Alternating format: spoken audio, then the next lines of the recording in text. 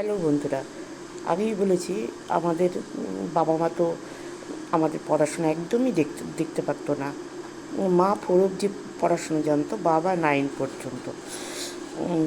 তো যার জন্য আর এত সংসার বাবা মানে অক্ষর জ্ঞান হয়তো আমাদের মার কাছে হয়েছে, তারপর থেকেই আমাদের মাস্টার। কারণ আমার মায়ের ক্ষমতা ছিল না, এত বাড়িতে চাকর বাকর লোকজন, পুজো আচ্চা সেসব সামলিয়ে আমাদের দেখাশোনা করার। তো যেটুকু মাস্টার পড়াতো পড়াতো, আমরা নিজেরা পড়লে পড়তাম, না পড়লে না পড়তাম। রকম মানে কোনো রকম চাপ ছিল না। আমরা খুব মানে মানে এখনকার বাচ্চাদের পড়াশোনা দেখি আর ভাবি কতটা চাপের মধ্যে তারা থাকে।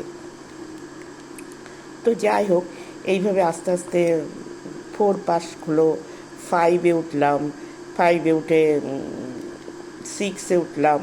তো তারপরে আমাদের একজন দিদিমণিকে পড়াতে দিল। আগে আগে সব বাড়িতে এসে সেই দিদিমণি পড়াতো। তো সেই দিদিমণি আমাকে আর আমার বোনকে, তো আমরা দুই বোনই বলেছি একই ক্লাসে পড়তাম, তখন আমরা 6-এ পড়ি। তো খুব ভালোবাসতো আমাদের, আমরাও দিদিমণিকে অসম্ভব ভালো। দিদিমণির তখনও বিয়ে হয়েছিল না, তো শিবানিদি তার নাম। তো আমাদের ওখানেই বাড়ি, একটা প্রাইমারি স্কুলে টিচারই করতেন। আর তখনও তার বিয়ে হয়নি, কিন্তু আমাদের অসম্ভব ভালোবাসতো, আমরাও খুব ভালোবাসতাম। তো শিবানিদি আমরা তখন হয়তো আমাদের স্কুল থেকে কর্মশিক্ষা ছিল, হাতের কাজ দিত, মাটির কাজ দিত। তো সেইগুলো আমাদের ওই দিদিমণি করিয়ে দিত। এত সুন্দর দিদিমণির হাতের কাজ, অনেক কিছু জানতেন, সেলাই থেকে আরম্ভ করে প্রচুর কিছু জানতেন, আর সবগুলোই আমাদের শেখাতেন। আর আমরা ওই দিদিমণির কাছে খুব মানে কি বলবো, এত আনন্দের সঙ্গে পড়তাম।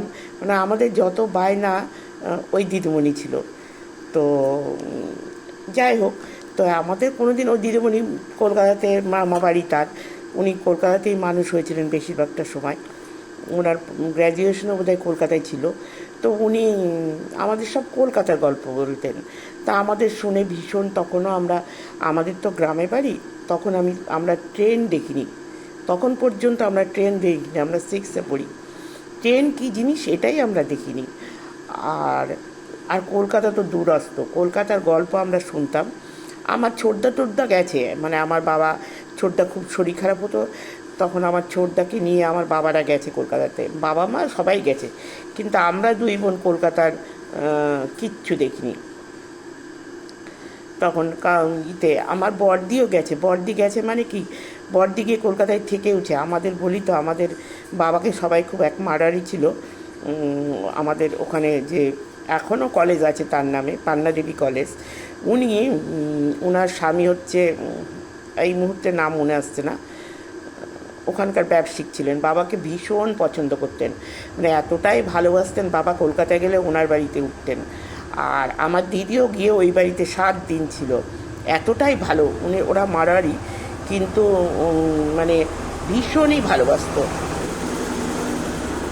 তারপরে কিন্তু আমাদের কোনো দিন যাওয়া হয়নি।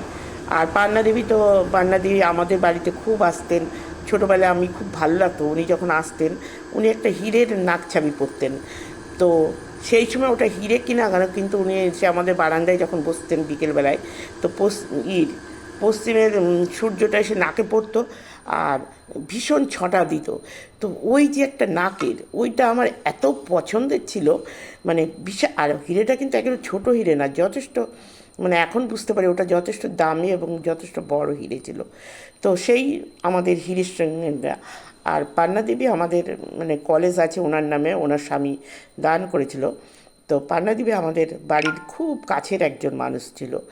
তো আজকে এইটুকুই, এরপরে আরেক দিন হবে আমার কলকাতা যাওয়ার গল্প তোমাদের সাথে। Bye bye.